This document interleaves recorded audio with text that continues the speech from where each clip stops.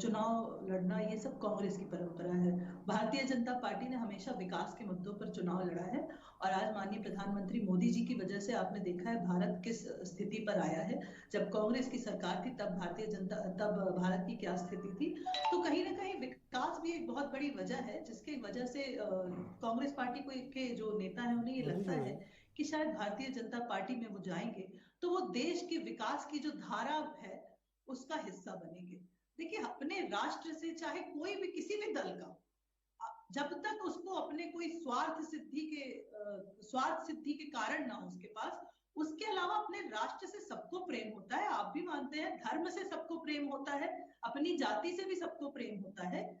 और अगर अपने राष्ट्र से प्रेम कोई कर रहा है और अगर देख रहा है कि कोई दल राष्ट्र का निर्माण कर रहा है, वो उसका अगर दामन थाम रहा है तो इसमें क्या गलत है?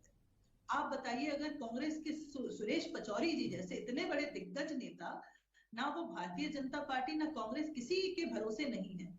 वो स्वयं एक बहुत सक्षम नेता है, वो स्वयं एक खुद की पार्टी बना सकते हैं। लेकिन अगर वो भाजपा में शामिल हो रहे हैं तो कहीं ना कहीं ये माननीय प्रधानमंत्री मोदी जी का प्रभाव है, माननीय अमित शाह जी का प्रभाव है। जिस प्रकार से भारत की दशा और दिशा को माननीय अमित शाह जी ने, माननीय प्रधानमंत्री मोदी जी ने बदला है, वो सबको प्रभावित करता है। चाहे वो आम जनता हो, चाहे वो राजनीतिक नेता हो, चाहे वो विदेश में रहने वाले हमारे एनआरआई भाई बहन, उन्हें भी अब लगने लगा है, मजबूत महसूस करते हैं। दूसरे देशों में जो रहने वाले भारतीय हैं, मैं खुद एक सॉफ्टवेयर इंजीनियर हूं, मेरे मित्र हैं बहुत सारे विदेशों में, अब वो मजबूती के साथ बताते हैं कि हम भारतीय हैं। और इसके पीछे सिर्फ और सिर्फ हमारे माननीय प्रधानमंत्री मोदी जी के जो प्रयोजन है, जिस प्रकार से वो विश्व में जाकर भारत का नाम रोशन कर रहे हैं। आपको याद होगी वो घटना कि एक समय था जब दुबई में हमारे जो शंकराचार्य जी हैं उनको चरण नहीं रखने दिए थे क्योंकि उन्होंने हिंदू सिंबल्स धारण किए हुए थे,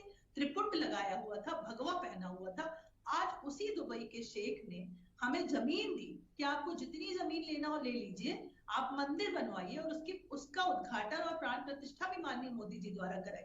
तो ये सब चीजें प्रभावित करती हैं, राष्ट्र से प्रेम करने वाले हर व्यक्ति को प्रभावित करती है, एक छोटे से बच्चे को भी प्रभावित करती है कि विदेश में हमारे भगवान का मंदिर बन रहा है। तो यही सब कारण है, मुख्य कारण यही है। भले ये लोग कहें कि ये अपने राजनीतिक प्रयोजन ईडी सीबीआई, देखिए ईडी सीबीआई सब चीजों से ऊपर होती है अपने अपने मन में अपने राष्ट्र के प्रेम की भावना जो भरा नहीं हो। आप मुझसे ज्यादा ज्ञानी है, कवि दिनकर की जो कविता है कि जो भरा नहीं वो भावों से बहती, जिसमें रसधार नहीं वो हृदय नहीं वो पत्थर है, जिसको स्वदेश से प्यार नहीं। तो जो अपने देश से प्यार नहीं करता, जो अपने देश के साथ गद्दारी करता है, तो मुझे नहीं लगता कि उसको उस राष्ट्र में रहने का कोई हक है और उसको उस राष्ट्र में राजनीति करने का कोई हक है। सिर्फ अगर हम अपनी भलाई अपने लिए सोच सोच कर अगर काम करेंगे तो नेता का तो मतलब ही होता है सामाजिक कार्यकर्ता, समाज के कल्याण में काम करने वाला। जब कोई महिला या पुरुष घर से नेता बन के निकलते हैं तो पुरुष और नारी के अलावा एक कार्यकर्ता बन जाते हैं, जनता के कार्यकर्ता बन जाते हैं और कहीं ना कहीं उनका परिवार कॉम्प्रोमाइज करते हैं। वो अपना सारा समय जनता को देते हैं।